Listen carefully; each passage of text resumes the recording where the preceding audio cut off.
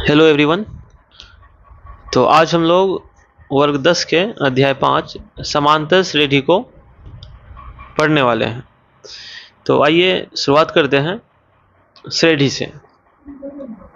श्रेणी अर्थात प्रोग्रेशन, ये जो होता है यह एक विशेष प्रकार की संख्याओं की एक सूची होती है, यानी कि इसमें कई सारे संख्याओं का समूह होता है जिसमें प्रत्येक संख्या प्रत्येक संख्या अर्थात पद टर्म वह पिछले पद से किसी निश्चित नियम या फिर पैटर्न के अनुसार संबंधित होता है।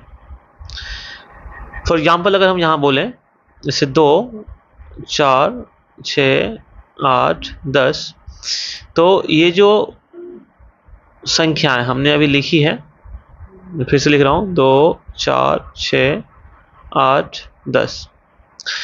तो ये जो संख्या मेरे द्वारा लिखा गया है, इनमें हम देख रहे हैं कि प्रत्येक संख्या जो है वह अपने पहले वाले पद से किसी न किसी प्रकार से रिलेटेड है, सब में +2 करके आ रहा है।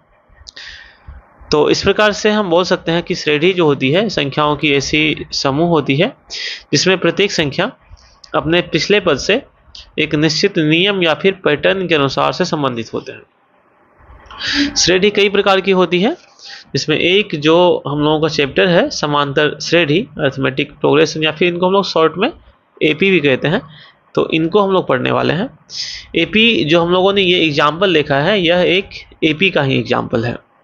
एक दूसरा एग्जाम्पल हम लोग लेते हैं जैसे 5, 10, 15, 20। तो इन सब में हम देखें तो जो डिफरेंस आ रहा है वह 5 का आ रहा है, यानी कि हर एक संख्याओं में हम लोग या हर एक पद में, पहले वाले पद में हम लोग 5 ऐड कर रहे हैं और हमें आगे का एक पद मिल रहा है, तो यह एपी में हो जाएगा। और जिसको हम लोग ऐड करते हैं, जो टर्म हम पुराने वाले टर्म में जो संख्या को ऐड करते हैं, उसे हम लोग सार्वंतर या फिर डी हम बोलते हैं इन्हें। एक और एग्जांपल देख लेते हैं श्रेणी का ही, वो है गुणोत्तर श्रेणी, जिसको हम लोग ज्योमेट्रिक प्रोग्रेशन या फिर जीपी कहते हैं। इनमें क्या होता है, जो संख्याएं हैं, जो अगली संख्याएं हैं, वह पहले वाले संख्या से किसी एक खास संख्या से गुना करके बनाया गया होता है, जैसे कि 2, 4, 8, 16, 32। तो इनमें अगर हम लोग देखें तो हम पाएंगे कि प्रत्येक संख्या में जोड़ा नहीं गया है बल्कि गुना किया गया है। फिर 4 में हम लोग 2 से गुना करेंगे 8, फिर 8 में 2 से गुना करेंगे तो 16, फिर 16 में 2 से गुना करेंगे तो यह 32 हो जाएगी।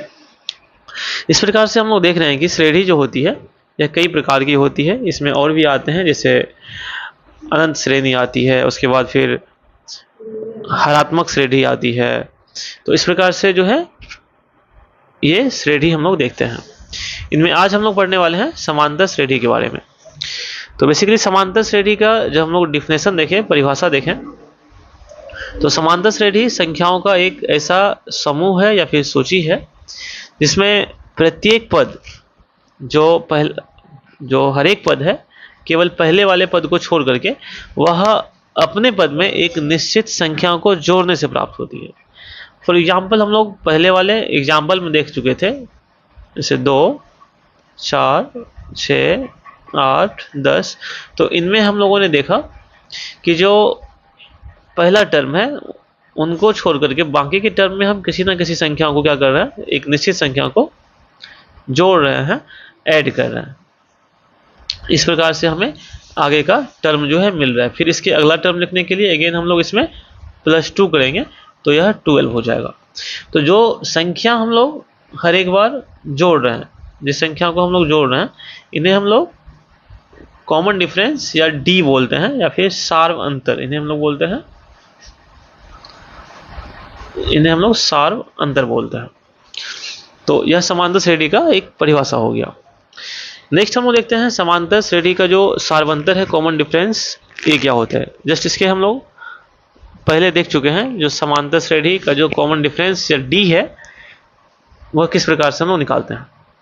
सार्वंतर या फिर जो कॉमन डिफरेंस होता है, यह जिस निश्चित संख्या को समांतर श्रेणी के प्रत्येक पद में हम लोग जोड़ते हैं वही सार्वंतर कहलाता है। यह सार्वंतर जो होता है वह धनात्मक हो सकता है, ऋणात्मक हो सकता है, या फिर वह शून्य हो सकता है। हम लोग एग्जाम्पल के थ्रू देखते हैं। जैसे 7 है, 10 है, 13 है, 16 है।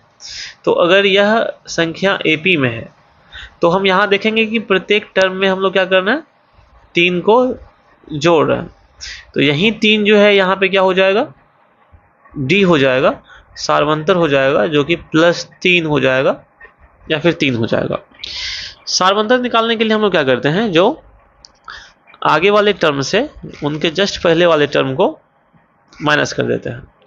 जैसे अगर हम लोग इस एपी में देखें तो जो 7 है यह पहला पद हो जाएगा, इनको हम लोग T1 या फिर A1 बोलेंगे। यह दूसरा पद हो जाएगा जिसको हम लोग टर्म 2 या फिर T2 या फिर A2 बोलेंगे। इनको हम लोग T3 बोलेंगे। इसी तरह से इनको हम लोग T4 बोलेंगे। तो सार्वंतर निकालने के लिए हम लोग क्या करते हैं, जो किसी भी एक टर्म से उनके जस्ट पहले वाले टर्म को माइनस करेंगे। जैसे यहाँ अगर देखें हम लोग तो T2 माइनस T1 करें तो ये हो जाएगा 3, जो कि इनका सार्वंतर हो जाएगा। इसी प्रकार से हम किसी भी संख्याओं को या किसी भी टर्म को हम लोग चेक करें तो हर जगह हमारा सार्वंतर समान ही आएगा। जैसे T4 माइनस T3 करें तो इनमें भी हमको 16 माइनस 13, ये भी हमारा 3 ही आना है।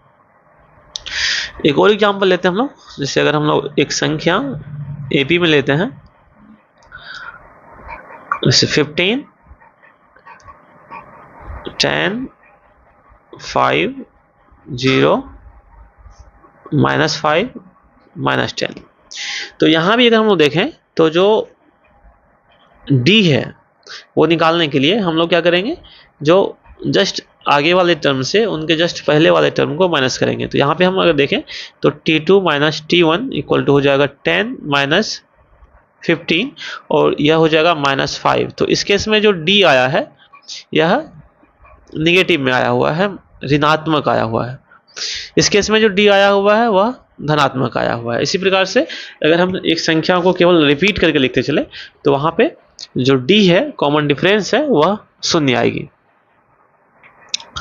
नेक्स्ट हम लोग देखते हैं समांतर श्रेणी का व्यापक पद क्या होता है, यानी कि जो जनरल फॉर्म है ऑफ अर्थमेटिक प्रोग्रेशन, ये क्या होता है। समांतर श्रेणी का जो व्यापक रूप है, जहाँ पे पहला पद इनका a है और इनका जो कॉमन डिफरेंस यानी कि सार्वंतर d है, तो व्यापक पद इनका हो जाएगा a, जो कि पहला पद हो जाएगा। पहले पद में जब हम लोग d को जोड़ेंगे तो यह हो जाएगा a + t। उसी प्रकार से जो तीसरा पद है जिसको हम लोग T3 या फिर A3 बोलते हैं, इसको हम लोग T1 बोल लेते हैं, ये T2 बोल लेते हैं, T3 एंड T4। तो पहले पद में जब हम लोग D ऐड करते हैं तो यह दूसरा पद मिल जाता है। फिर दूसरे पद में जब हम लोग D ऐड करते हैं तो D + T 2D हो जाएगा, जो कि हमको T3 मिल जाता है, अगेन A + 3D। इस प्रकार से ये बढ़ते जाएगा, फिर A + 4D, इस तरह से यह बढ़ती जाएगी। तो यह क्या हो जाएगा, समांतर श्रेणी का एक व्यापक पद हो जाएगा, जहाँ पे पहला पद यानी कि T1 ये हो जाएगा A, T2 इनमें हम एक विशेष संख्या को जोड़ रहे हैं जो कि D है, डिफरेंस है। इसी प्रकार के से T3 जो है वह A + D जो टर्म 2 था, इनमें भी एक विशेष संख्या जो कि फिक्स संख्या जो कि D है हम जोड़ रहे हैं, तो A + 2D आएगा, जो कि हम लोग ने यहाँ पे देख चुका है। इसी प्रकार से T4 जो है इनमें D जोड़ने के बाद आएगा, जो कि हो जाएगा A + 3D। इसी प्रकार से हम लोग बढ़ते चलेंगे तो जो लास्ट टर्म Tn आएगा यह A प्लस, चूंकि हर जगह पे D जो है यह उनके nवें पद से एक कम करके आ रहा है, तो यहाँ पे भी nवें पद से एक कम करके आएगा और D यहाँ पे मल्टीप्लाई हो जाएगा। तो एक प्रकार का यह एक फॉर्मूला ही बन जाता है Tn = A + n - 1 × D। तो यह बहुत ही इंपॉर्टेंट फार्मूला है, इनको हम लोग याद रखेंगे। तो नेक्स्ट हम लोग देखते हैं यहाँ पे एपी का nवां पद क्या होता है। इनके बारे में जस्ट हम लोग अभी बात कर चुके हैं कि एक समांतर श्रेणी में एपी में यदि प्रथम पद a है, सार्वंतर इनका d है और nवां पद जो है वह an या फिर tn है, तो an या फिर tn = हो जाएगा A + n - 1 × d। इनको हम एक एग्जाम्पल के थ्रू समझते हैं। इसलिए देखा हमको 2, 6, 10, 14, 16 और हमको पूछ देगा कि इस सीरीज का जो है 10वां पद क्या होगा। 10वां पद इनका हमको निकालना है। तो इस क्वेश्चन को हम सॉल्व करके बताते हैं कि किस प्रकार से हम इनको निकालेंगे। यहाँ हमको दिया हुआ है जो प्रथम पद है a, ये 2 दिया हुआ है। इनका जो d है ये हम किसी भी टर्म को उनके पहले वाले टर्म से माइनस कर लेंगे तो निकल जाएगा 10 माइनस 6 माइनस 2 4 हो जाएगा। लेकिन यहाँ पे हमको जो n है ये हो जाएगा 10 हो जाएगा। तो सिंस हमको पता है कि जो tn है ये इक्वल टू हो जाता है a plus n minus 1 into D, इसलिए यहाँ पे जो t10 है 10वां पद है वो हो जाएगा a अर्थात 2 प्लस n माइनस 1 यानी कि 10 माइनस 1 इंटू डी हो जाएगा यहाँ पे 4 इक्वल टू 2 प्लस 9 इंटू 4 यानी कि ये हो जाएगा 2 प्लस 36 यानी कि 38। तो t10 जो हमारा यहाँ है वह निकल जाएगा 38। तो इस प्रकार से हम किसी भी एपी के सीरीज में अगर एपी दिया हुआ हो और वहाँ पे अगर हमको nवां पद बोले निकालने के लिए तो उसके लिए हम लोग इस फॉर्मूले का यूज करते हैं tn या फिर an equal to a plus n minus 1 into D. Next हम लोग देखते हैं एपी में n पदों का योग। तो अगर यहाँ हम लोग देखें कि अगर किसी एपी में प्रथम पद a दिया हुआ हो, सार्वंतर d हो तथा n पदों का योगफल Sn हो,